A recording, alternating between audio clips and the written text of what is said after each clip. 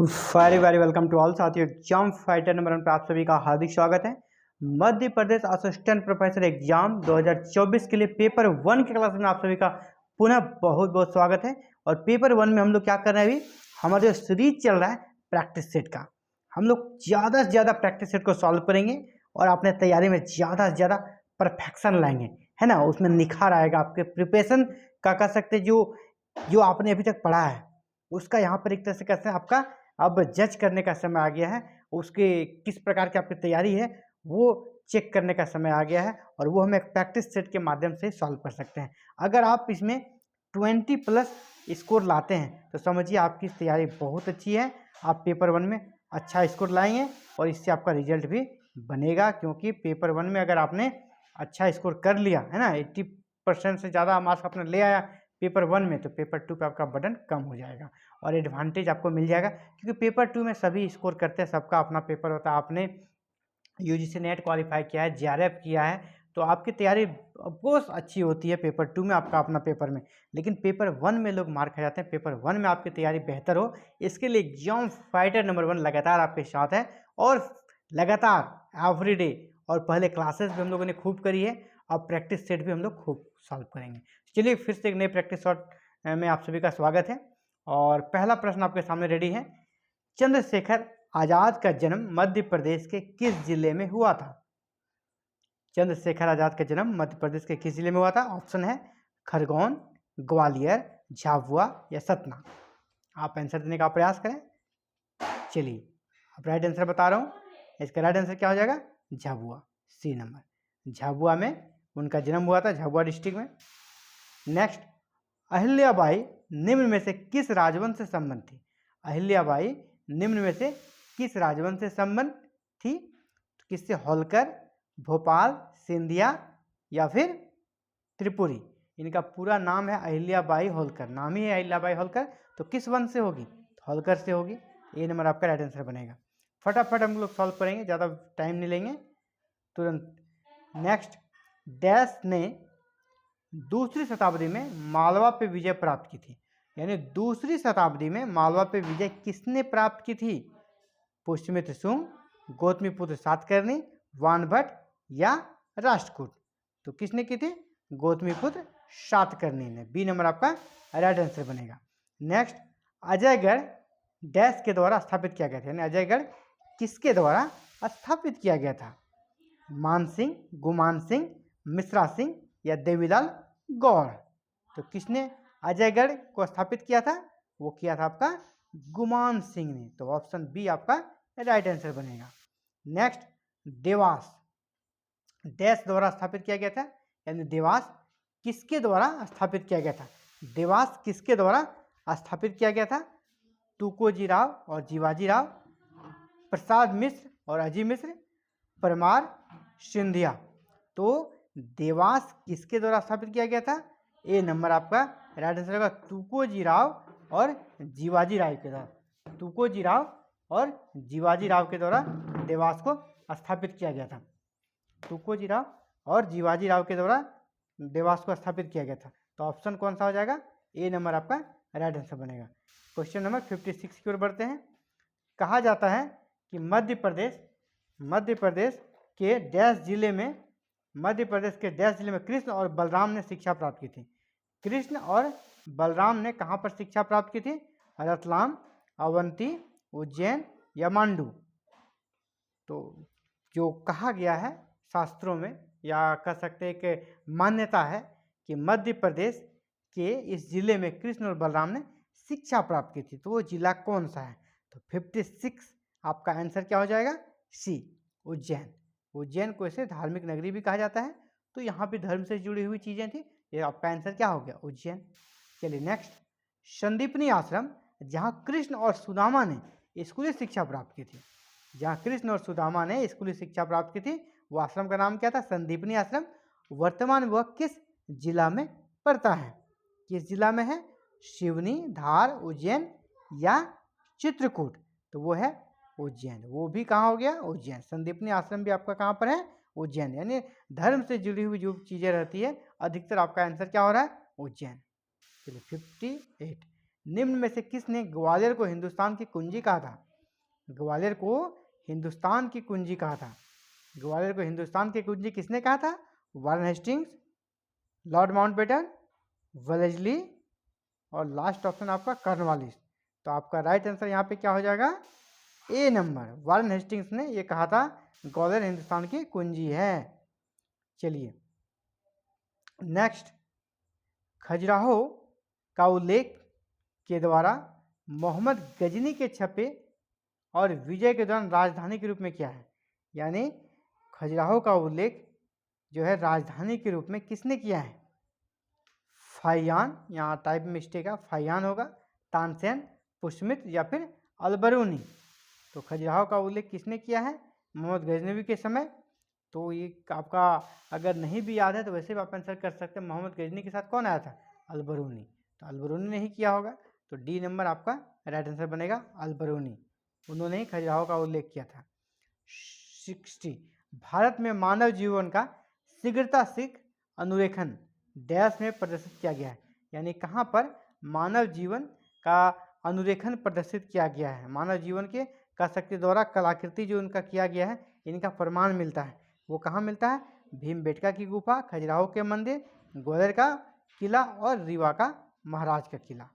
तो मानव जीवन का शीघ्रता सीख अनुरेखन यानी सबसे प्राचीन जो अनुरेखन मिलता है वो भीमबेटका की गुफाओं से मिलता है। भीमबेटका की गुफाओं से, ऑप्शन ए आपका राइट आंसर बनेगा। नेक्स्ट, निम्न में से कौन सा ग्वालियर के सिंधिया शासकों की ग्रीष्मकालीन राजधानी के रूप में जाना जाता था? ग्वालियर में किनका शासन था? सिंधिया का। तो सिंधिया शासकों की ग्रीष्मकालीन राजधानी हम लोग किसको मानते थे?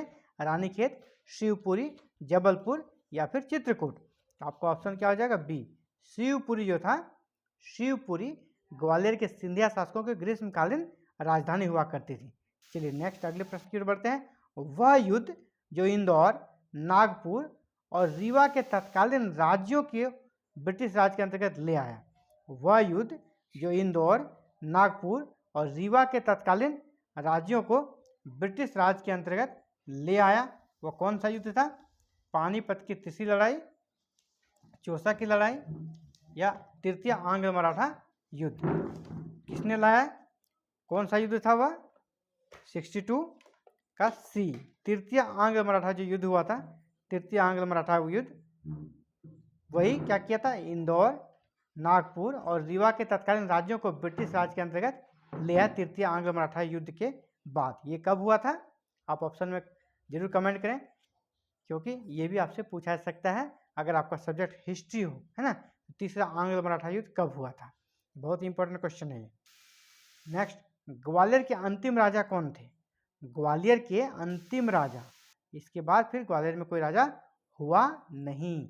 तो ग्वालियर के अंतिम राजा माधवराव सिंधिया, पेशवा राव, भैरवनाथ या फिर देवी होलकर। तो ग्वालियर के अंतिम राजा थे माधवराव सिंधिया। नेक्स्ट, होलकर मूल रूप से थे, होलकर क्या थे? होलकर मूल रूप से क्या थे? मराठा थे, राजपूत थे, मौर्य थे या सिंधिया थे? तो होलकर क्या थे?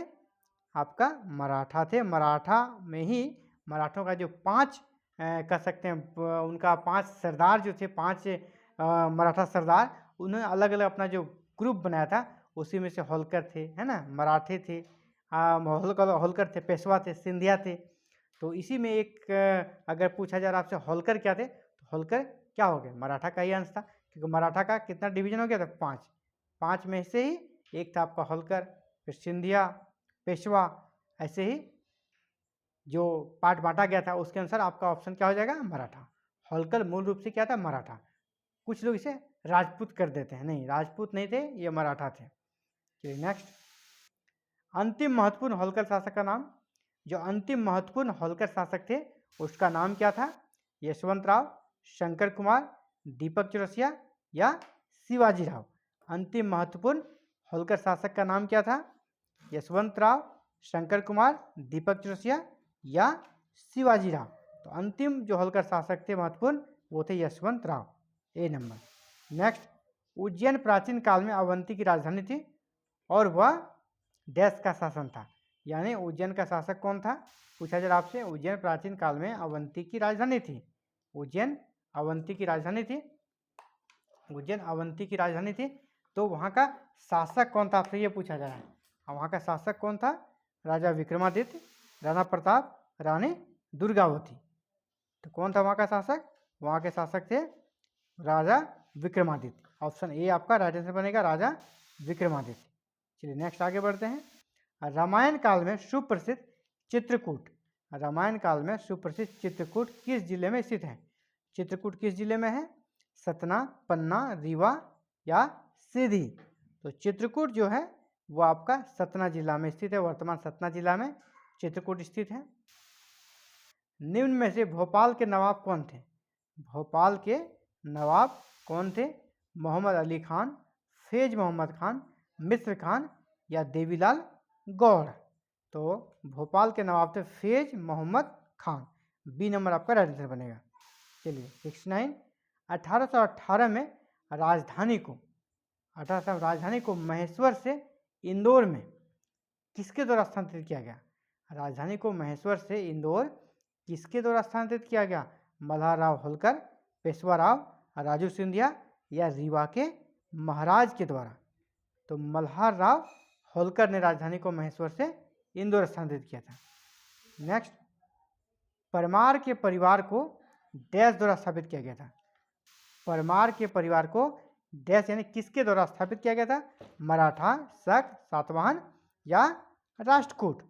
तो परमार के परिवार को राष्ट्रकूटों के द्वारा स्थापित किया गया था। किसके द्वारा, राष्ट्रकूटों के द्वारा, डी नंबर आंसर बन रहा है।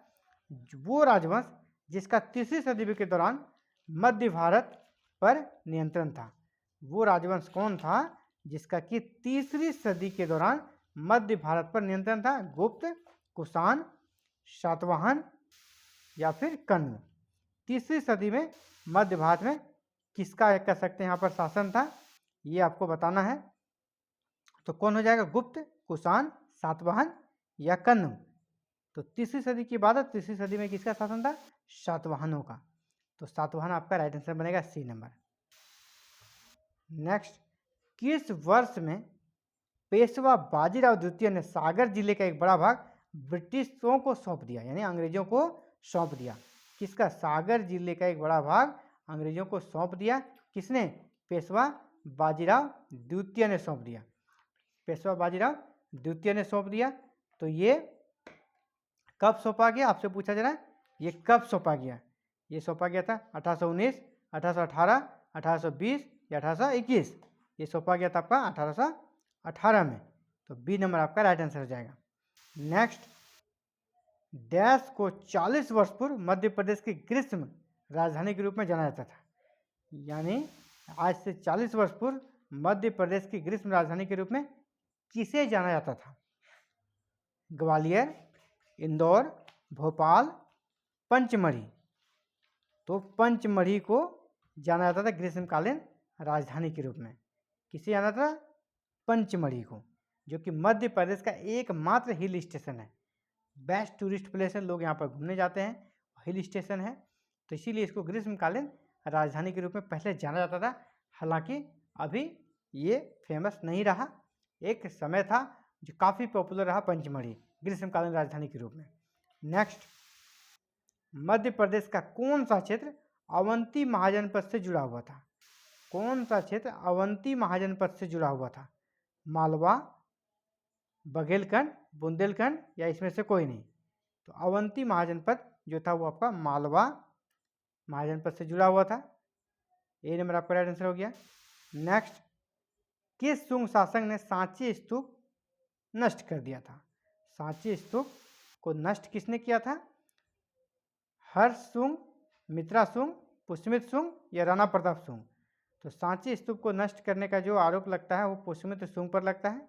आपको बताना ऑप्शन में कि सांची स्तूप का निर्माण किसने कराया था।